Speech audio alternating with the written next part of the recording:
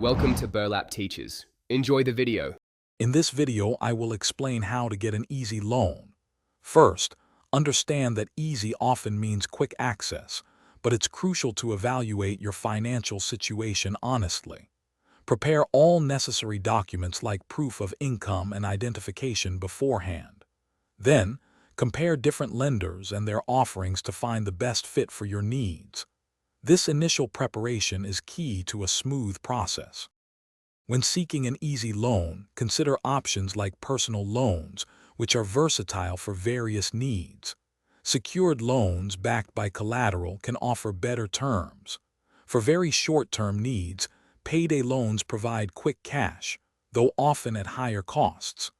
Another accessible option is a cash advance from your credit card, but be mindful of the fees involved. To improve your chances of loan approval, focus on maintaining a good credit score.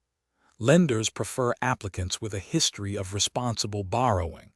Demonstrating stable income and employment also reassures them of your repayment ability.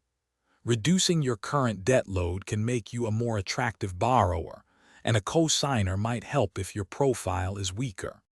Before finalizing any loan, always read the terms and conditions thoroughly to avoid surprises.